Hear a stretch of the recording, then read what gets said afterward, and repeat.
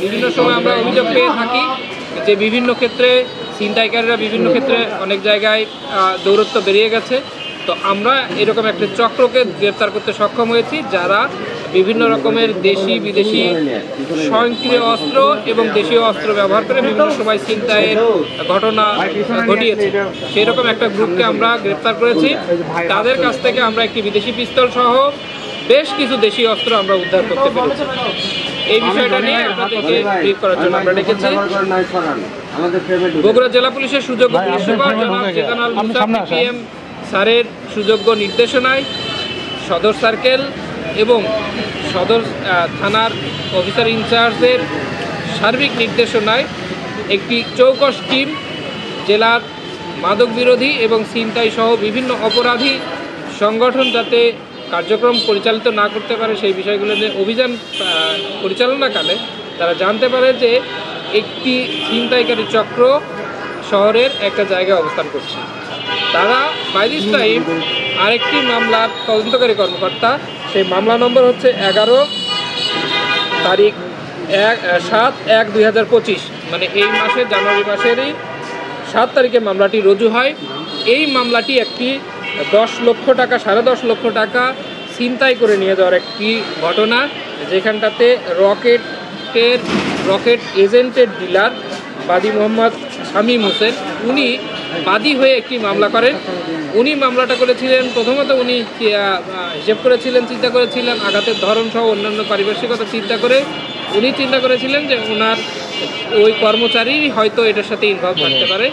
কিন্তু আমরা তদন্তের মাধ্যমে জানতে পারি যে যিনি আহত হয়েছেন উনি বেসিক্যালি এটার সাথে সরাসরি জড়িত নয়, কিন্তু ওনাদের অন্য কর্মচারী এটাতে জড়িত। তাদের একজন হচ্ছে কবির, উনি এটার সাথে জড়িত এবং অন্য ছিনতাইকারীকে বিভিন্ন তথ্য দিয়ে ছিনতাইকারী চক্র এই ঘটনাটা ঘটিয়েছে।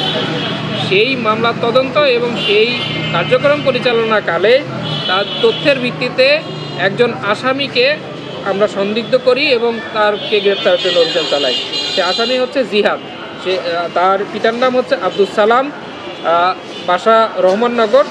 সে ওই আসামিকে গ্রেপ্তার করার জন্য সে আসামির বাড়িতে অভিযান পরিচালনা করা হয়। অভিযান পরিচালনাকালে আমরা তার বাড়ি থেকে একটি স্বয়ংক্রিয় আগ্নেয়াস্ত্র বা বিদেশি পিস্তল আমরা এটা উদ্ধার করতে পারি।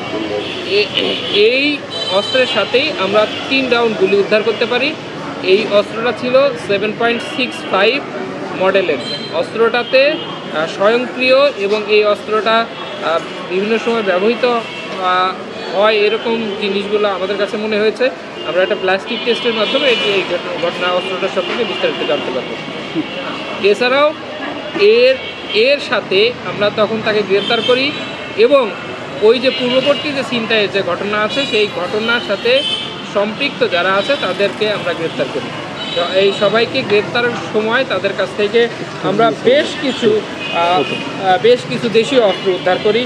এর মধ্যে আপনারা দেখেছেন যে খুব ধারালো অস্ত্র আছে, ধারালো ছোরা আছে, লম্বা চাপাতি আছে, তারপর খুব শার্প কাটিং বেশ কিছু উইপন আমরা এখান থেকে পেয়েছি। এরকম মোট 7টি অস্ত্র আমরা তাদের কাছ থেকে উদ্ধার করেছি। আর বাকি যে 3 জন আসামি আছেন তাদের মধ্যে মোহাম্মদ রসু, মোহাম্মদ আরিফ আহমেদ কবির এবং মোহাম্মদ রিয়াদ, এই 3 জন যারা সরাসরি ছিনতাইয়ের সাথে জড়িত ছিল এবং ছিনতাই এবং অস্ত্রের সাথে জড়িত জিহাদ সহ মোট 4 জন আসামিকে আমরা গ্রেপ্তার করেছি।